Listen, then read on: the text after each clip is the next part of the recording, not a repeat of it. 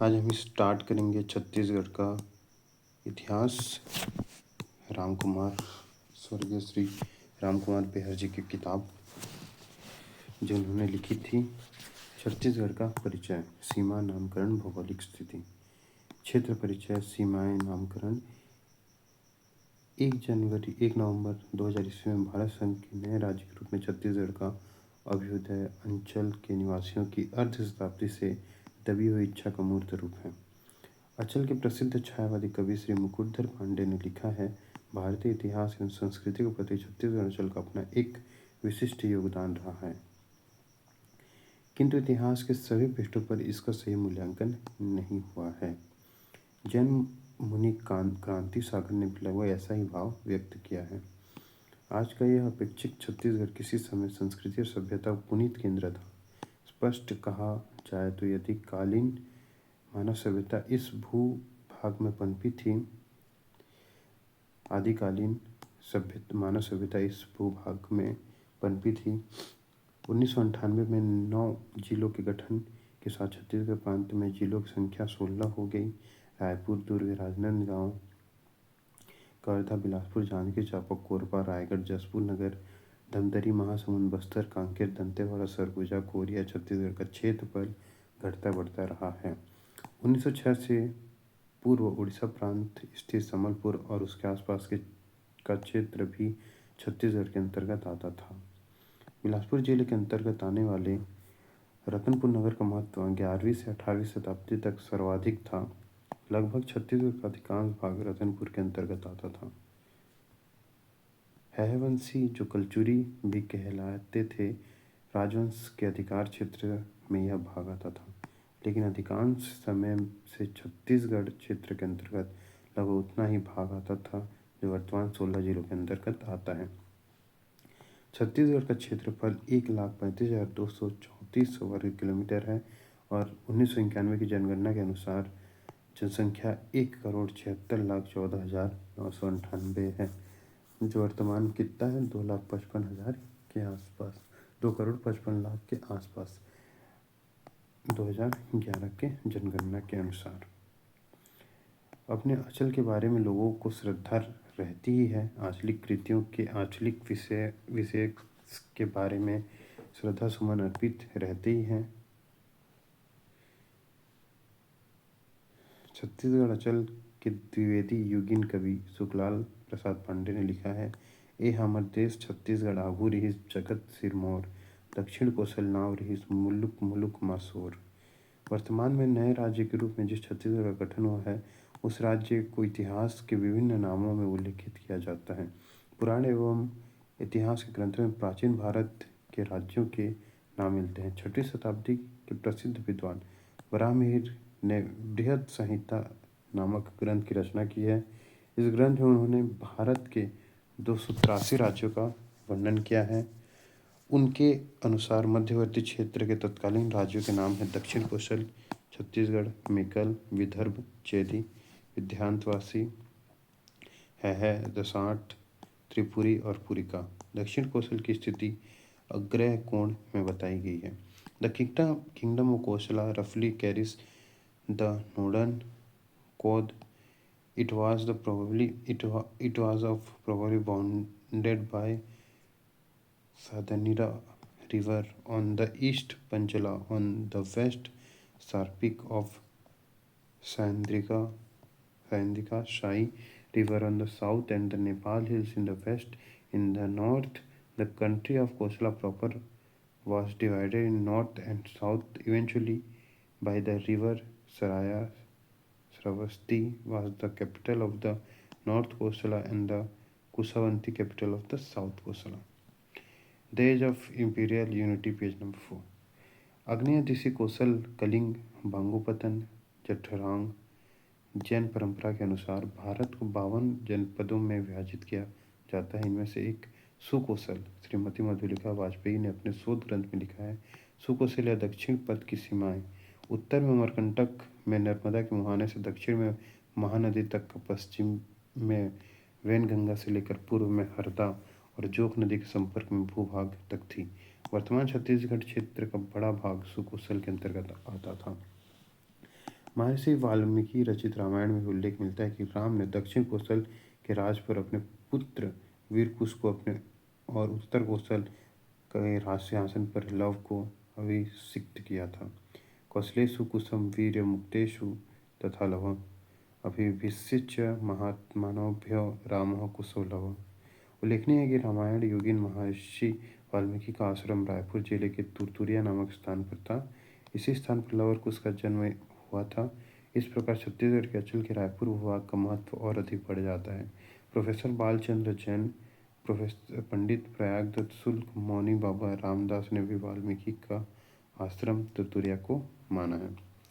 दूधाधारी मठ के महंत बाबा दूधाधारी के समकालीन मौनी बाबा रामदास थे। उन्होंने गुरु महिमा प्रकाश नामक ग्रंथ की रचना की थी। तो गुरु महिमा प्रकाश नामक ग्रंथ की रचना किसने की थी? दूधाधारी के महंत बाबा दूधाधारी। 1860 ईस्वी के लगभग लिखित ग्रंथ में विवरण है। आज से 400 वर्ष पूर्व तुरतुरिया देश के योगी और महात्मा वाल्मीकि का आश्रम मानते थे। गुरु महिमा प्रकाश ग्रंथ में विवरण है। यही विधि गुरु आज्ञा सिरधारी आय तुरतुरिया वन बारी वाल्मीकि आश्रम निकट सरिता कुंड पुनीत रहे, जहाँ सनत सहित सिद्ध गुफा भरी सी तट। इस अंचल का छत्तीसगढ़ नामकरण आधुनिक काल में हुआ। यही वजह है कि प्राचीन ग्रंथों में या मध्यकालीन ग्रंथों में छत्तीसगढ़ नामक किसी स्थल का या यहाँ के निवासियों का उल्लेख नहीं मिलता। आधुनिक विद्वान व लेखक तर्कों व तथ्यों से इस निष्कर्ष पर पहुँचे हैं कि प्राचीन ग्रंथ में जिस दक्षिण कौशल का उल्लेख मिला है वह वर्तमान छत्तीसगढ़ अंचल ही है। उत्तर कौशल अयोध्या के आसपास का ही प्रदेश कहलाता है। उत्तर कौशल शब्द ही बताता है कि उस समय दक्षिण कौशल का नाम दक्षिण कौशल नाम भी जरूर चलता होगा। दंडकारण्य का यह इलाका छत्तीसगढ़ी दक्षिण कौशल कहलाता था। छत्तीसगढ़ की बोली भी उत्तर कौशल की अवधि से विशेष मेल खाती है। डॉक्टर शंकर श्रेष्ठ ने लिखा है, छत्तीसगढ़ का शाब्दिक अर्थ होता है 36 किलो या गणों का प्रदेश। डॉक्टर सुनीति कुमार चाटुर्य के अनुसार भारतीय आर्य भाषा को विकास की दृष्टि से बांटा गया है। इसके प्राच्य पूर्वी समूहों में कोसली या पूर्वी हिंदी को बताया है। उल्लेखनीय है कि पूर्वी हिंदी नेपाली के तराई से बस्तर राज तक की बोली है। पूर्वी हिंदी को कोसली भी कहा जाता है, किंतु उक्त भौगोलिक सीमाओं के इस प्रदेश का नाम छत्तीसगढ़ के रूप में प्राचीन साहित्यों में नहीं मिलता। ना तो रामायण में, महाभारत में कहीं यह नाम आया है और न पश्चातवर्ती पुराण में के साहित्य में। किसी प्रसिद्ध मध्यकालीन हिंदी काव्य ग्रंथ में इसका उल्लेख नहीं है। दक्षिण कौशल की सीमा कहाँ तक थी, इस पर विद्वानों के मतैक्य नहीं है। एक कनिंघम के अनुसार दक्षिण कौशल के अंतर्गत उत्तर में नर्मदा नदी के उद्गम तथा अमरकंटक के दक्षिण में कांकेर के निकट महानदी के उद्गम तथा पश्चिम में जोग नदी हरदो तक का क्षेत्र सम्मिलित था। चीनी यात्री संघ ने भारत का वर्षों दौरा किया। वे दक्षिण कौशल भी आए थे। दक्षिण कौशल के सीमा विस्तार के बारे में पहला प्रामाणिक विस्तार उन्हीं से ज्ञात होता है। कलिंग की राजधानी से 1800 अथवा 1900 ली उत्तर पश्चिम चलकर कियोस्लो पहुंचा। इस राज्य की सीमा 6000 ली 1000 मील से अधिक के घेरे में विस्तृत है। हीरालाल ने दक्षिण कौशल की पश्चिमी सीमा में बरार को, पूर्वी सीमा में संबलपुर जिला तथा उससे संबंध पूर्ववर्ती पटना, बामरा, सोनपुर तथा रायपुर रियासतों को सम्मिलित मानते हैं। डॉक्टर लक्ष्मी शंकर निगम ने लिखा है, भौगोलिक स्थिति एवं ऐतिहासिक तथ्यों के आधार पर दक्षिण कौशल के सीमा विस्तार का निर्धारण किया जा सकता है। इसकी उत्तरी सीमा मैकल पर्वत श्रेणी में नर्मदा के उद्गम स्थल अमरकंटक से प्रारंभ होकर बिलासपुर, सरगुजा, रायगढ़ जिलों की सीमा बनाते हुए विस्तृत होती है। पश्चिम दिशा की ओर सुक्तिमती पर्वत इसकी सीमा का निर्धारण करती है। पश्चिम दिशा में सुक्तिमती पर्वत इसकी सीमा का निर्धारण करती है। इस दिशा में दक्षिण कौशल की सीमा का अधिकतम विस्तार वैनगंगा नदी तक किया जा सकता है। सुक्तिमत पर्वत का अर्धवृत्ताकार भाग दक्षिण दिशा की ओर दक्षिण कौशल और महाकंतार की मध्य सीमा का निर्माण करता है। दक्षिण कौशल की पूर्वी सीमा सोनपुर तक विस्तृत थी। दक्षिण कौशल सीमा के अंतर्गत वर्तमान बस्तर संभाग का अधिकांश भाग नहीं आता था। इस पर प्राय अधिकांश इतिहासकार सहमत हैं। भौगोलिक स्थिति का वर्णन करते समय विश्व ग्लोब में छत्तीसगढ़ की स्थिति का वर्णन अपेक्षित है। 16 डिग्री 46 मिनट उत्तरी अक्षांश से 80 डिग्री 15 मिनट से 84 डिग्री 51 मिनट पूर्वी देशांश के मध्य छत्तीसगढ़ स्थित है। छत्तीसगढ़ क्षेत्र एक आदर्श भौगोलिक प्रदेश है, जहाँ भौगोलिक, भौतिक, जल निकास, जलवायु, भूमि उपयोग, जनसंख्या आदि के लक्षण में आश्चर्यजनक समानता मिलती है। यह प्रदेश अन्य भौगोलिक प्रदेशों से स्पष्ट रूप से पृथक है। आकार की दृष्टि में छत्तीसगढ़ को प्रमिला घुमाना ने तस्तरी के आकार का बेसिन बताया है, जिसके पूर्व की ओर सकरा निकास है। एक दूसरे भूगोलवेत्ता ने इसे पंखे के आकार का लिखा है। प्राकृतिक सुषमा से संपन्न छत्तीसगढ़ में विशाल वन संपदा है। इसकी धरती की छाती पर हरियाते हैं और कोरबा के बहुमूल्य खनिज संपत्ति है। छत्तीसगढ़ के मैदान की उपमा एक ऐसी थाली से दी जा सकती है जिसके कगार उठे हों। धान के हजारों किस्म इस अंचल में पैदा होते हैं। इसी कारण छत्तीसगढ़ को धान का कटोरा भी कहा जाता है। महानदी इस अंचल की जीवन रेखा है। बस्तर में है गौरव इंद्रावती नदी को प्राप्त है। महानदी के तट पर दक्षिण कोसल के ऐतिहासिक और सांस्कृतिक नगर स्थापित हैं, जिनमें राजिम, आरंग, शिरपुर, शिवरीनारायण आदि स्थित हैं। ये नगर दक्षिण कोसल के कला केंद्र के रूप में भी प्रख्यात हैं। महानदी दक्षिण कोसल में गंगा के समान पवित्र मानी जाती है। महानदी को स्कंद पुराण में चित्रोत्पला कहा गया है। महाभारत में भीष्म पर्व तथा मत्स्य तथा ब्रह्म पुराण में इसे चित्रोत्पला लिखा गया है। स्कंद पुराण में चित्रोत्पला, भीष्म महाभारत के भीष्म पर्व मत्स्य तथा ब्रह्म पुराण में भी चित्रोत्पला लिखा गया है।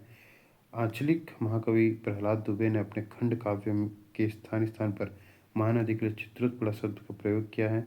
प्रोफेसर विष्णु सिंह ठाकुर के अनुसार पैरी नदी के संगम के बाद ही महानदी को चित्रोत्पला नाम सिद्ध है। महानदी की प्रमुख सहायक नदी शिवनाथ है। उल्लेखनीय है कि शिवनाथ जहाँ महानदी से मिलती है, उस स्थान पर उसका जल ग्रहण क्षेत्र महानदी से अधिक है। शिवनाथ के अलावा खारून, मनियारी, हाफ और अरपा, जोंक, पैरी, हसदो, मांद आदि महानदी की सहायक नदियां हैं।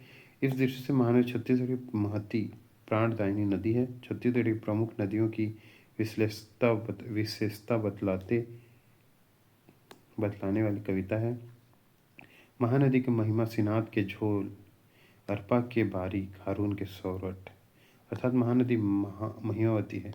शिवनाथ चौड़ी नदी है। अरपा नदी बालू के लिए प्रसिद्ध है। खारून नदी अपने स्रोत के लिए। बस्तर की नदियों में प्रमुख इंद्रावती, दहकुआ, सबरी, नारंगी, गुब्बल, मंगो, शंखिनी, डंकिनी, भंवर, ढींग, ताल, पिया, गुंडरा, इंद्रावती बस्तर की जीवनदायिनी नदी है। नदियों के अलावा छत्तीसगढ़ में अनेक तालाब भी हैं, विशेषकर रतनपुर, रायपुर, धमधा और अन्य स्थानों में तालाब झीलों की मुख्य पैदावार धान के उत्पादन में सहायक होने के साथ साथ अचलों में गड़ों की रक्षा के लिए भी प्रयुक्त होते थे। बस्तर की राजधानी जगदलपुर में सबसे बड़ा मशहूर तालाब खास राजधानी जगदलपुर के समुद्र नामी है, जिसका उपनाम भोपाल ताल है। यह तालाब 2 मील लंबा, 1 मील चौड़ा है। बस्तर राज्य में यह सबसे बड़ा तालाब है। वर्तमान में यह तालाब दलपत सागर के नाम से जाना जाता है। रियासतकालीन छत्तीसगढ़ में तालाब रियासतों की शक्ति के मापक प्रतीक होते थे। बस्तर के बड़े डोंगर और बारसूर में 140 तालाब थे। जल समस्या की ओर मध्ययुगीन राजवंशों ने जिन्होंने छत्तीसगढ़ पर शासन किया, विशेष ध्यान दिया है कि राजवंशों के समान ही इस क्षेत्र के सोमवंशी और कलचुरी नरेशों ने यहाँ पर जल आपूर्ति के लिए तालाबों आदि का निर्माण करवाया। कुछ तालाब इतने बड़े हैं कि उनकी उपमा महासागर से की गई है, जैसे बल्लम सागर, महासमुंद, बालसमुंद, बूढ़ा तालाब आदि। छत्तीसगढ़ के पहाड़ों की चर्चा से पूर्व यह जानना आवश्यक है कि प्राचीन दार्शनिकों, विचारकों, अध्येताओं, प्राचीन पद्धति समूहों को कुल पर्वत अथवा कुलाचल कहकर सम्मानित किया गया है। महाकाव्यों तथा पुराणों में प्राप्त संकेतों के अनुसार इनके नाम महेंद्र, मलय, सहाय, सुक्तिमत, छत्र, विंध्य और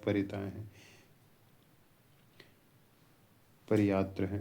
अचल के ख्याति नाम साहित्य पद्मश्री मुकुटधर पांडे ने महानदी पर एक सुंदर कविता लिखी है। शीतल स्वच्छ नीर है सुंदर, बता कहाँ से आती है। इस जल्दी में महानदी तू कहाँ घूमने जाती है। इस 7 कुल पर्वतों में से शुक्तिमठ की पहचान कलिंगम, सिहावा और कांकेर के दक्षिण में स्थित और छत्तीसगढ़ को बस्तर से अलग करने वाली पहाड़ियों से करते हैं। बस्तर के बारे में वर्णन करते हुए ठाकुर केदारनाथ ने लिखा है, कुल पहाड़ियों में रियासत का सबसे बड़ा पहाड़ बैलाडीला है। यह पहाड़ जिस प्रकार देखने में सुंदर है, वैसे ही हजारों पहाड़ों के बीच रियासत बस्तर के केंद्र रूपी खंभे के समान सर्वोच्च विराजमान है। बैलाडीला पहाड़ बैल की डील के समान आकार होने के कारण इसका नाम बैलाडीला पुकारा जाता है। भारत का भौगोलिक स्वरूप वर्णन करते हुए दक्षिण का पठार नामक बड़ा क्षेत्र उल्लेखित है। छत्तीसगढ़ अथवा दक्षिण कोस्टल दक्षिणी प्रायः का एक भाग है। करोड़ों वर्षों तक इस पर उपक्षरण होता रहा, अतः यह अवशेष पठार के रूप में भी कुछ स्थलों पर वर्णित है। सरगुजा जिलों में मैनपाट और जमीरपाट दो मुख्य पर्वत श्रेणियां हैं। मैनपाट सरगुजा की प्राकृतिक सौंदर्य दृष्टि से एक मनोरम दर्शनीय स्थल है। छत्तीसगढ़ के मैनपाट हो गया। समुद्र तट से इसकी ऊंचाई 1152 मीटर है। इसकी ऊंचाई को लेकर एक मुहावरा रायगढ़ व सरगुजा जिले में प्रचलित है। मैनपाट के चढ़वई शब्द सरगुजिया छत्तीसगढ़ी का शब्द है। अंबिकापुर से 15 किलोमीटर दूर स्थित मैनपाट जाते समय घुमावदार लहराती हुई सड़क से गुजरते ज्यों ज्यों ऊंचाई पर पहुंचते हैं, त्यों त्यों मार्ग में पहाड़ स्वागतार्थ रास्ता रोके प्रतीत होते हैं। सरगुजा की रामगढ़ पहाड़ी पुरातत्ववेत्ताओं के लिए आकर्षण का केंद्र है। अंबिकापुर से 45 किलोमीटर दूर स्थित रामगढ़ पहाड़ी को काटकर बनाए गए नाट्यशाला के लिए चर्चित है। ईसा पूर्व दूसरी शताब्दी के इस नाट्यशाला को विश्व का सर्व प्राचीन नाट्यशाला कहा जाता है। Doctor A.N. राव ने इसे बौद्धकालीन गुफाएं मानते हैं। तेलिन घाटी, मातला घाटी, राव घाट बस्तर में चर्चित स्थल हैं। अबूझमाड़ नामक बस्तर का क्षेत्र सर्वाधिक पिछड़ी जनजाति को बसाने वाले क्षेत्र के रूप में चर्चित है। छत्तीसगढ़ की विशेषता बताते हुए प्रोफेसर प्रमोद वर्मा ने लिखा है, छत्तीसगढ़ को भारत का लघु संस्करण ही कह दिया जाए तो अत्युक्ति न होगी। इस प्रकार भारत अनेकानेक जाति प्रजाति का प्रदेश है और भारतीय संस्कृति के संश्लिष्ट चरित्र के निर्माण एवं विकास में अनेक जातियों ने योगदान दिया है। उसी प्रकार अनेक जाति प्रजातियों ने मिलकर छत्तीसगढ़ का विकास किया है। ऐसा लगता है कि प्राचीन काल से ही देश के कोने कोने से आर्य आयतर जातियां यहाँ आकर स्थायी रूप से बस गई। इस क्षेत्र में रहने वालों की भाषा, रीति रिवाज, रहन सहन, खान पान, आचार व्यवहार और तीज त्योहारों आदि में पर्याप्त विभिन्नता है। नामकरण पुराणों व महाकाव्य में अचल का विवरण दक्षिण कौशल के रूप में मिलता है। कौशल शब्द की उत्पत्ति संस्कृत शब्द के कुशल से हुई है, जिसका अर्थ होता है मुदित अथवा प्रसन्न से है। बिलासपुर जिले में स्थित मल्लार क्षेत्र के उत्खनन से एक मुद्रा प्राप्त हुई, जिस पर गामस कोसलीय ब्राह्मी लिपि में उत्कीर्ण है। कौशल या कोसलीय ग्राम का गांव मल्लार से 16 किलोमीटर दूर है। ऐसी मान्यता है कि भगवान राम की माता इसी ग्राम की थी। कौशल की बेटी थी, इसलिए कौशल्या कहलाई। रामायण में 2 कौशल का उल्लेख है। एक के राजा दशरथ थे, दूसरे के राजा भानुमंत। इसी भानुमंत की पुत्री कौशल्या थी और दक्षिण कौशल उसका राज्य ही वर्तमान काल में छत्तीसगढ़ कहलाता है। महाभारत के सभा पर्व में भी कौशल का वर्णन है। श्री हरि ठाकुर ने लिखा है, वाल्मीकि, पाणिनि, कालिदास से लेकर गंगाधर, कौशलानंद काव्य के रचयिता, हस्तलिखित, अप्रकाशित। सब प्रहलाद दुबे, जैन चक्रिका काव्य तक विद्वान कवियों ने अपने ग्रंथ में छत्तीसगढ़ वाले क्षेत्र को सिर्फ कौशल नाम से संबोधित किया है। उल्लेखनीय है कि श्री प्रहलाद दुबे ने अप्रकाशित खंड काव्य में इस अचल को कौशल लिखा गया है। संबलपुर के राजा को कौशलेश्वर लिखा है। प्रथम जाजल देव के संवत 1866 कलचुरी के रतनपुर शिलालेख के 22वें पंक्ति में दक्षिण कौशल के स्वामी लिखा है। डॉक्टर बलदेव प्रसाद मिश्र ने लिखा है, दंडकारण्य का यह इलाका दक्षिण कौशल कहलाता था। इसका महाकौशल नाम कब से और किसके कारण पड़ा, इसका कोई पक्का पता नहीं जान पड़ता कि कार्तवीर्य या सहस्त्रार्जुन के वंशज चेदी हयों ने का कि इस ओर लगभग 1,500 वर्षों तक राज्य रहा। इसकी महत्ता बढ़ाने के लिए इसे महाकोशल कहना प्रारंभ कर दिया हो। प्रारंभ कर दिया हो, ठीक उसी तरह जैसे नदी का नाम महानदी हो गया, छोटे इलाके का नाम महासमुंद हो गया, आराध्य देवी का नाम महामाया हो गया और राजाओं के नाम भी शिवगुत आदि हो गए। इस दक्षिण कोसल अथवा महाकोसल को विशेष भाग इस छत्तीसगढ़ कहलाता है, का विशेष भाग छत्तीसगढ़ कहलाता है। इस अचल का छत्तीसगढ़ नामकरण कब से हुआ, इस पर मत विभिन्न है। साहित्यिक स्रोत के आधार पर छत्तीसगढ़ की एक रियासत खैरागढ़ के चारण कवि दल राम राव की रचना सन 1487 में राजा लक्ष्मी निधि राय के समय हुई। दलराम राव ने लिखा, लक्ष्मी निधि राय सुनो चीत दे, गढ़ 36 में ना गड़ैया रही, मधुरमी रही नहीं मर्दान की, कीर हिम्मत से ना लड़ैया रही, भय भाव सरे जन गाँव रहे, भय है नहीं जाओ डरैया रही। दलराम कहे सरकार सुनो, निर्भ को न ढोल ओढ़ैया रही। मध्यकालीन कवि मलिन मोहम्मद जायसी के ने पद्मावत में लिखा है, दक्षिण दहिने रहे तिलंगा, उत्तर मांझ होए गड़ा कटंगा, मांझ रतनपुर सोए दुआरा, झारखंड दे बऊ पहारा। रतनपुर छत्तीसगढ़ की स्थिति जायसी ने बताई है। रतनपुर चर्चित राज्य था, यह इससे प्रमाणित होता है। काशीनाथ गुप्ते रचित नागपुर कर भोसल्यांची बखर पृष्ठ 30 में उल्लिखित है, संघ संवत 1629 अर्थात 1707 ईस्वी में मराठों की विस्तारवादी नीति की घोषणा करके सनद जारी किए गए। इसमें कहा गया, रघुजी प्रथम भोसले को मराठा झंडा पूर्व में फहराने का आदेश दिया गया। उसने उन्हें परगना रितपुर सरकार, गोंडवाना प्रांत, बहगढ़, देवगढ़, चांदा, गोंडवाना, मलतापी प्रांत, वरखड़ प्रांत, छत्तीसगढ़ प्रांत, बस्तर प्रांत, मकसूदाबाद प्रांत, पटना, अहमदाबाद के मराठा शासक कायम करता था। इस सूची में छत्तीसगढ़ का नाम उल्लेखनीय है। मराठों ने पहली बार उच्चारित किया। मराठकालीन छत्तीसगढ़, पी.एन. कृष्ण, पृष्ठ 8।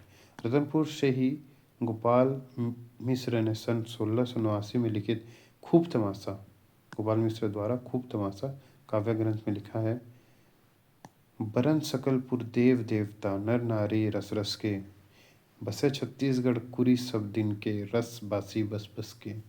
अन्य स्थान पर गोपाल मिश्र ने लिखा है, छत्तीसगढ़ गाढ़े जहाँ बड़े गढ़ोई जानी, सेना स्वामीन को रहे सके एड़ को मानी।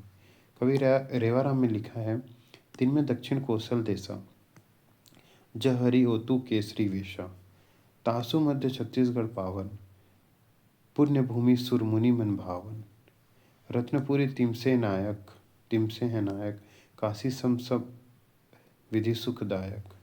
पुरातत्ववेत्ता ए कनिंघम ने अरुणाचल के लिए महाकोशल या छत्तीसगढ़ लिखा है। प्रसिद्ध शास्त्री टेलोमी ने इस अंचल को अधिसृष्टि कहा है। अधिष्ठान पर्वतमाला इसके दक्षिण में होने के कारण यह अंचल अधिसृष्टि कहलाया। अधिसृष्टि शब्द का पूर्व अंश अधिस ही परिवर्तित होकर छत्तीस बन गया। राय बहादुर हीरालाल ने छत्तीसगढ़ शब्द को चेदीसगढ़ का परिवर्तित रूप माना है। यह अंचल लंबे समय तक चेदीस वंशों के शासकों द्वारा शासित रहा, अतः उनके वंश के नाम पर यह अंचल का नामकरण चेदीसगढ़ पड़ा और चेदीसगढ़ का स्वरूप छत्तीसगढ़ हुआ। श्री जे.वी. बेंगलर ने छत्तीसगढ़ से छत्तीसगढ़ बना ऐसा मत व्यक्त किया है। बिहार प्रांत में सुनो किंवदंती के अनुसार जरासंध के काल में 36 चमार कुल बिहार छोड़कर दूर दक्षिण में जा बसे। दूर दक्षिण अचल छत्तीसगढ़ ही था। चमारों के 36 घर यहाँ होने के कारण अचल छत्तीसगढ़ कहलाया और बाद में छत्तीसगढ़ ही छत्तीसगढ़ हो गया। खैरागढ़ के लाल प्रद्युम्न सिंह ने लिखा है, प्राचीन काल में छत्तीसगढ़ विभाग में 36 राजा राज्य करते थे। इनमें राजधानियाँ थीं। प्रत्येक राजधानी में एक एक गढ़ था। छत्तीसगढ़ होने के कारण इस भूभाग को छत्तीसगढ़ नामकरण हुआ। गोपाल राय बिंझिया के गीत में वर्णन मिलता है कि उस समय राज्य की विजयनी शक्ति का अनुमान लगाने के लिए महत्ता की ओर इंगित कराने के लिए उनके राज्यों के अंतर्गत गढ़ों की संख्या की गिनती की जाती थी। कतिक राजा के परगना, 7 राजा के संजरी, 16 राजा के बलौद, 80 राजा के धमधा, 52 के गढ़ा, 52 के मंडीला, 52 के बनराज, 18 के रतनपुर और 18 के रायपुर, 16 के नागपुर, 56 कोटि के जिमीदार। पंडित शुक्ला प्रसाद पांडे ने लिखा है, कहलाती थी पूर्व छेदी ही दक्षिण कौशल, गढ़ थे दृढ़ छत्तीसगढ़ निपो के यही महाबल, इसलिए तो गढ़ पड़ा छत्तीसगढ़ इसका। पंडित लोचन प्रसाद पांडे ने लिखा है, मध्य युग में किसी राज्य की समर विजय शक्ति या महत्ता बताने के लिए उसका मान गढ़ों की संख्या से लगाया जाता था। जैसे बावनगढ़, मंडला, छत्तीसगढ़, रतनपुर आदि। इस प्रांत को छत्तीसगढ़ रतनपुर कहते थे। कालांतर में रतनपुर शब्द लोप हो गया है और पूर्व विशेषण छत्तीसगढ़ तथा तथैव राज्य का भी धान बन गया है। छत्तीसगढ़ नामकरण के संबंध में विभिन्न इतिहासकारों विद्वानों के मतों का उल्लेख करने के पश्चात उन मतों की समीक्षा आवश्यक है। टैलोमी के अधिष्ट से छत्तीसगढ़ संबंधी मत को इसलिए स्वीकार नहीं किया जा सका क्योंकि छत्तीसगढ़ किसी भी राजा या विद्वान दानदाता के अभिलेख ताम्रपत्र अधिशिष्टि का प्रयोग नहीं हुआ है, अतः यह व्युत्पत्ति संबंध कोई कल्पना है। छत्तीसगढ़ से छत्तीसगढ़ ध्वनि विकास संभव नहीं है। साधारणतः किसी भी प्रथम वर्ण के स्थान पर तृतीय वर्ण की और अथवा तृतीय वर्ण के स्थान पर प्रथम वर्ण के रूप में परिवर्तन स्थान विशेष या उच्चारण स्थान विशेष के कारण होता है। भाषिक नियमों के अनुसार छत्तीसगढ़ का छत्तीसगढ़ होना क्लिष्ट कल्पना ही मालूम पड़ती है। छत्तीसगढ़ से छत्तीसगढ़ के तर्क का खंडन करते हुए डॉक्टर भालचंद्र राव तेलंग ने लिखा, यह बात विचारणीय है कि प्रचलित शब्द छत्तीसगढ़ है न कि छत्तीसगढ़। इस शब्द की अन्यत्र ध्वनि उत्क्षिप्त है कि छत्तीसगढ़ के चमार वर्गों में के कुटुंबों में जो नाम प्रचलित है उनमें कन्नौजियों व जायसवालों की संख्या अधिक है। इससे स्पष्ट होता है कि ये लोग उत्तर प्रदेश के कन्नौज व जायस के निवासी थे। डॉक्टर रविंद्र चंद मेहरोत्रा ने इसका खंडन किया है। इस तथ्य को भी प्रमाणों के अभाव में प्रायः सभी अन्य विद्वानों तथ्य नहीं मानते तथा घर से गढ़ की यात्रा को निर्मूल समझते हैं।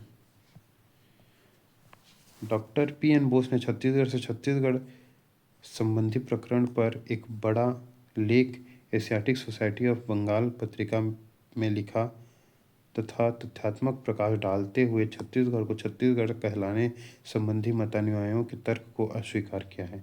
रतनपुर राजा के अधिकार क्षेत्र में आने वाले 18 गढ़ और रायपुर राजा के अधिकार में आने वाले 18 गढ़ों की कुल संख्या 36 गढ़ किलों के कारण यह अंचल छत्तीसगढ़ कहलाया। अंग्रेजी यात्री कैप्टन ब्लंट ने अपनी यात्रा वृत्तांत में इस क्षेत्र को छत्तीसगढ़ लिखा है। शिवनाथ नदी के दक्षिण में स्थित गढ़ रायपुर, पाटन, सिंगापुर, लवन, अमीरा, दुर्ग, शारदा, सिरसा, मोहदी, खल्लारी, सिरपुर, फिंगेश्वर, राजिम, सिंगारगढ़, स्वरमाल, टेंगनागढ़, अकलवाड़ा। शिवनाथ नदी के उत्तर में स्थित रतनपुर, मारो, विजयपुर, खरवद, कोटगढ़, नवागढ़, सोढ़ी, ओखर, पंडराभाटा, सेमरिया, मदनपुर, कुसगई, लाफा, केंदा, मातिन, उपरोड़ा, कंडरी, करकट्टी। छत्तीसगढ़ की सूची में मल्हार, कोणार, कोटमी सोनार, दहदेही, सलखन, पामगढ़, खरोद, अकलतरा, लोहरसी, कोटगर, कोटला, वच्छोद, धुरकोट, अरविद, सरहट, नवागढ़, सेऊट, भैंसदा, केरा, अड़भार, कोटमी, बघोत, छपुरा, सिंथरा, डबरा, तेलीकोट, पोती, काशीगढ़, धुरकोट, कोटमी, बरगढ़, सपोस, पंडरवा, मड़वा, कोसला, मारो, कोटला। छत्तीसगढ़ों की सूची है। ठीक है, तो टोटल इसमें छत्तीसगढ़ के इतिहास में टोटल कितनी इकाई है टोटल 5 और चैप्टर हैं 20। तो इसको मेरे को 20 दिन में खत्म करना है। ठीक।